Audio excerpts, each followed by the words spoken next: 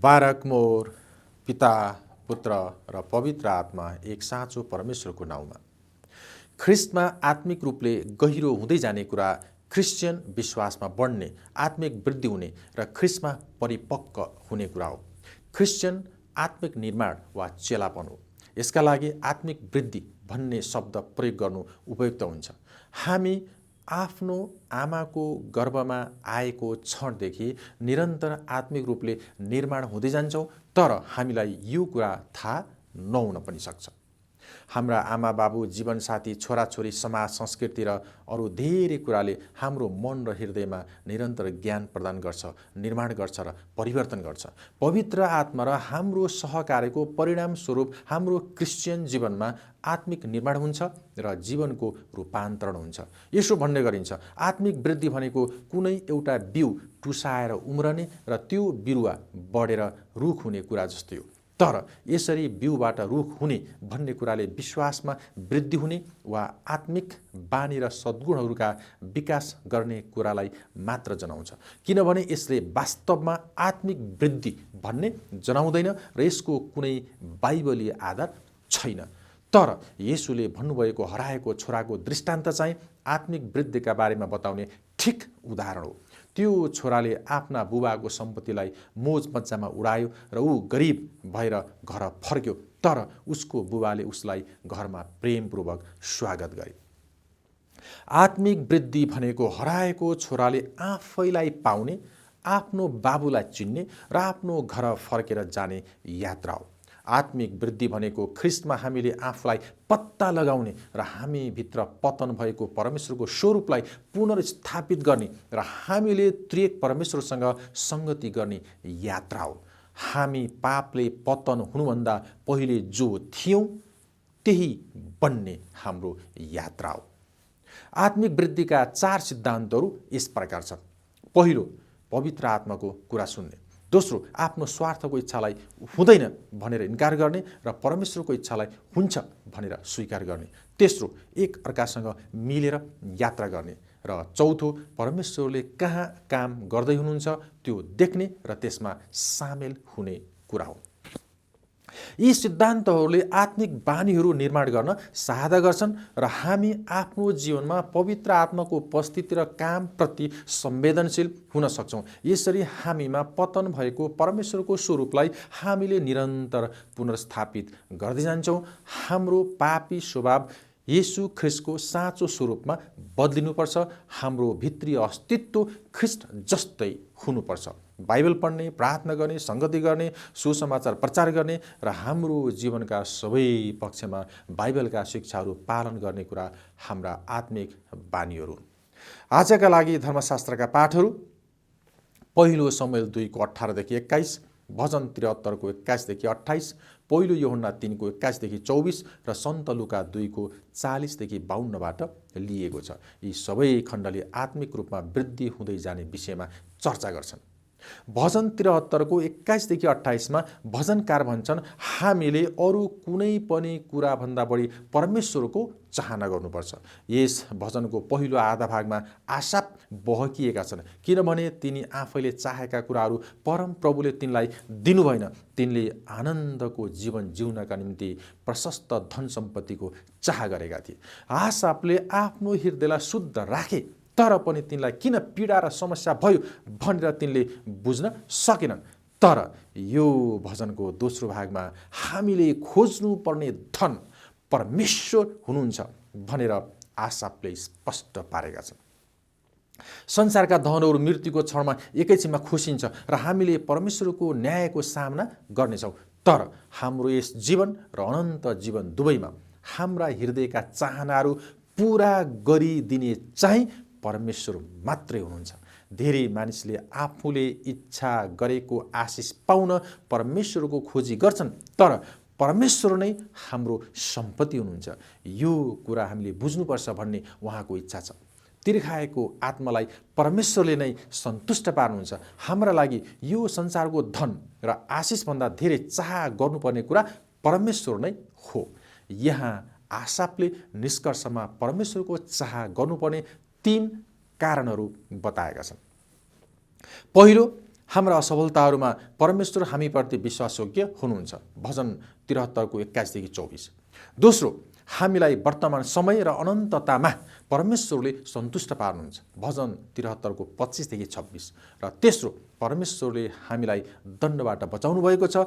हामीले उहाँमा शरण लिन र उहाँका सबै कामहरूका वर्णन गर्न सक्छौँ। भजन 73 को 27 देखि 28। पहिलो यूहन्ना 3 को 21 देखि 24 को खण्डले ख्रीष्टको आज्ञा पालन गरेर उहाँमा रहने कुराका बारेमा बताउँछ। आज्ञा पालन भन्ने कुरालाई हामीले नकारात्मक रूपले बुझेका पनि हुन सक्छौँ। आज्ञा पालन भनेको हाम्रो आफ्नो इच्छा वा चाहनादेखि बाहिरको कुरा हो भन्ने विचार हामीमा हुन सक्छ। यस्तो निष्कर्षले हामीलाई आज्ञा पालन गर्ने भनेको बाध्यतापूर्वक गर्ने कुरा जस्तो लाग्न सक्छ। जब येशू यस पृथ्वीमा हिँड्नुभयो तब उहाँले आज्ञाकारिताको भिन्न जीवनशैली अपनाउनुभयो। हाम्रा स्वर्गका पिताका निम्ति आज्ञा पालन कस्तो हो भनेर येशूको जीवनले देखाउँछ।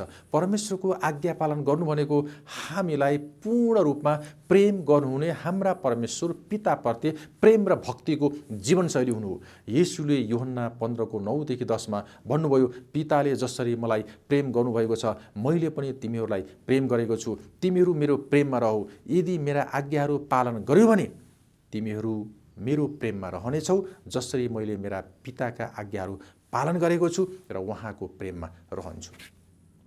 परमेश्वरले हामीलाई आज्ञा पालन गर्न बोलाउनु हुँदा हामीले कतिपटक उहाँको हृदयलाई बुझेका हुँदैनौँ। येशूका पिताले जसरी उहाँलाई प्रेम गर्नुभयो त्यसरी उहाँले पनि हामीलाई प्रेम गर्नुभयो।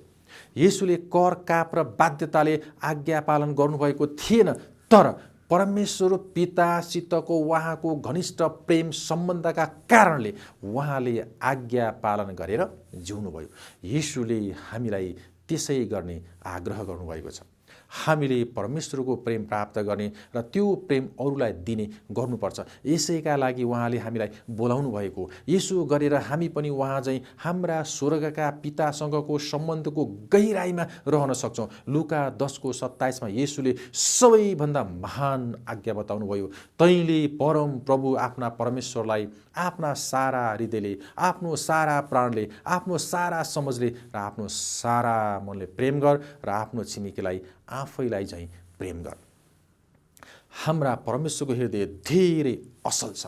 उहाँले हामीलाई बाध्यताको जीवनशैली जिउन र हामीलाई मन नपर्ने बलिदान गर्न बोलाउनु भएको होइन, तर हाम्रो जीवनशैली यस्तो होस् जसले गर्दा हामीले ख्रीष्टमा प्राप्त गरेको महान प्रेमलाई हामीले पृथ्वीका अरू मानिसहरूका बीचमा आदान प्रदान गर्न सकौँ।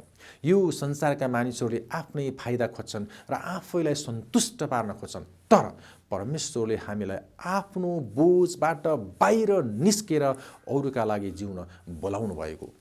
घमण्डले भरिएको यो संसारमा परमेश्वरले हामीमाथि आफ्नो अटुट र निस्वार्थ प्रेम खन्याउनु भएको छ र हामी हाम्रा स्वर्गका पितामा रहने उहाँका आज्ञाकारी छोराछोरी हुन सक्छौँ यदि हामी परमेश्वरका आज्ञाहरू पालन गर्ने र पूर्ण हृदयले अरू मानिसहरूलाई प्रेम गर्ने निर्णय गर्छौँ भने स्वार्थी र घमण्डी हृदय हुनेहरूले पाउन नसक्ने सन्तुष्टि हामीले पाउन सक्छौँ। हामीले त्यो प्रशस्त जीवनको अनुभव गर्नेछौँ जुन परमेश्वरमा रहनेहरूले मात्र गर्न सक्छौँ। यसर्थ आज हामी परमेश्वरका आज्ञाहरू पालन गरौँ, परमेश्वर र अरूलाई सम्पूर्ण हृदयले प्रेम गर्ने जीवनशैली जिउने निर्णय गरौँ। परमेश्वरको अचम्मको प्रेमको प्रत्युत्तरमा हामी परमेश्वरको आज्ञा पालन गरी जिउने निर्णय गरौँ। ख्रीष्टमा हामीलाई जुन प्रेम देखाइएको छ त्यही प्रेमले अरूको सेवा गर्दा हामीलाई प्राप्त हुने शक्ति, उद्देश्य र स्वतन्त्रता पत्ता लगाऊ। पहिलो शमूएल 2 को 18 देखि 21 र लुका 2 को 40 देखि 52 ले प्रभुमा बढ्दै जाने बारेमा बताएको छ। त्यो बेला इजरायलीहरूले परमप्रभुलाई त्यागे र तिनीहरूको विरुद्धमा परमप्रभुको क्रोध दन्क्यो। न्यायकर्ता 2 को 13 देखि 15 ले भन्छ, उहाँले तिनीहरूलाई दण्ड दिनुभयो तापनि परमप्रभुले तिनीहरूलाई छुटकारा दिन न्यायकर्ताहरू र उद्धारकहरू खडा गर्नुभयो। न्यायकर्ता 21 को 25 ले बताउँछ, त्यो बेला इजरायलमा राजा थिएन। हरेक मानिसले आफ्नो दृष्टिमा जे ठिक लाग्यो त्यही गर्थ्यो। बालक शमूएलकी आमा हन्ना बाँझी स्त्री थिइन् र तिनको प्रार्थनाको जवाफमा परमेश्वरले शमूएल इनाम दिनुभएको थियो। पहिलो शमूएल 1 को 20। हन्नाले परमेश्वरको मुक्तिमा आनन्द मनाई। पहिलो शमूएल 2:1। तिनले आफ्नो भाकल पूरा गरिन् र आफ्नो छोरा शमूएललाई आजीवन परमप्रभुको सेवामा अर्पण गरिन्। पहिलो शमूएल 1:27-28। शमूएल अगमवक्ता अन्तिम न्यायकर्ता थिए। जसरी बप्तिस्मा दिने यूहन्नाले येशूका निम्ति बाटो तयार गरे, त्यसरी शमूएलले दाउद राजाका निम्ति मार्ग तयार पारे। एली शमूएलका गुरु र पुजारी थिए, तर एलीको घरमा दुष्टता थियो, तिनका छोराहरू दुष्ट थिए। पहिलो शमूएल 2:12-17। तिनीहरूले आफ्ना बुबाको कुरा मान्दैनथे। पहिलो शमूएल 2:22-25। तिनीहरूले पाप बढाए। रोमी 5:20ले भन्छ, जहाँ पाप बढ्यो अनुग्रह झन बढी भयो। पुजारी एलीका छोराहरू दुष्ट थिए, तर जवान शमूएल सचेत र विश्वास योग्य भए र पवित्र स्थानमा परम प्रभुको सेवा गरे। बालक शमूएलले मलमलको एपोद लगाए र परम प्रभुको सेवा गरे भनेर पहिलो शमूएल 2:18मा लेखेको छ। एपोद पुजारीको वस्त्र थियो र प्रधान पुजारीले तिनलाई लगाउन अनुमति दिएका थिए, किनकि तिनलाई आजीवन परम प्रभुको सेवा गर्न अलग गरिएको थियो। शमूएलकी आमा हन्नाले तिनलाई बिर्सेकी थिएनन्। तिनले आफ्नो छोरा शमूएलका लागि वस्त्र तयार पार्थिन् र प्रत्येक वर्ष वार्षिक बलिदान गर्न जाँदा लगेर शमूएललाई दिन्थिन्। पहिलो शमूएल 2:19। यसरी हन्नाले छोराका लागि पवित्र वस्त्र बनाउन योगदान गरिन्। हन्ना र तिनको पति एल्काना वेदीमा जान्थे र एलीले तिनीहरूलाई आशिष दिन्थे। पहिलो शमूएल 2:20। एल्कानाकी अर्की पत्नीको बारेमा थप केही वर्णन गरेको छैन, तर हन्नाको बारेमा भनेको छ, वर्षै पछि प्रधान पुजारीले तिनीहरूलाई आशिष दिन्थे र परम प्रभुले हन्नालाई दर्शन दिनुहुन्थ्यो। तिनले परम प्रभुमा अर्पण गरेकी बालको क्षतिपूर्तिमा उहाँले तिनलाई अरू सन्तान दिनुभयो भनी पहिलो शमूएल 2:21ले बताउँदछ। हन्नाको उदाहरणले परम प्रभुलाई दिने व्यक्तिले हानि नोक्सानी बेहोर्नु पर्दैन भन्ने जनाउँछ। बालक शमूएल परम प्रभुको सामुन्ने बढ्न लागे। पहिलो शमूएल 2:21। लुका 2:40मा भने चाहिँ शमूएल पनि येशू जस्तै बुद्धिले भरिपूर्ण भएर बढ्दै र बलियो हुँदै गए र परम प्रभुको अनुग्रह तिनीमाथि थियो। येशू जस्तै तिनी परमेश्वर र मानिसहरूको अनुग्रहमा बढ्दै गए। पहिलो शमूएल 2:26 र लुका 2:52। एलीका छोराहरूको तुलनामा शमूएलको सेवकाई परम प्रभुको निम्ति स्वीकार्य भयो। मानिसहरूले तिनलाई आदर सम्मान गरे। यसरी शमूएल र उनको परिवार परम प्रभुमा बढ्दै गए। ठिक त्यसै गरी हाम्रा प्रभु यीशु ख्रीष्ट पनि निरन्तर रूपमा परमेश्वर र मानिसको अनुग्रहमा बढ्दै जानुभयो। वृद्धि हुनु एक सुन्दर कुरा हो। प्रभुमा बढ्दै जानु अति उत्तम कुरा हो। हाम्रा प्रभु र मुक्तिदाताको अनुग्रह र ज्ञानमा हामी बढ्दै जानुपर्छ। याद गर्नुहोस्, आत्मिक रूपले बढ्दै जानु भनेको ख्रीष्टमा हामीले आफूलाई पत्ता लगाउने र हामीभित्र पतन भएको परमेश्वरको स्वरूपलाई पुनर्स्थापित गर्ने र हामीले त्रिएक परमेश्वरसँग संगति गर्ने यात्रा हो। हामी पापले पतन हुनुभन्दा पहिले जो थियौँ त्यही बन्ने हाम्रो यात्रा हो। उहाँलाई नै सदा सर्वदा महिमा भइरहोस्। तपाईको जीवनमा परमेश्वरको आशिष र शान्ति रहिरहोस्।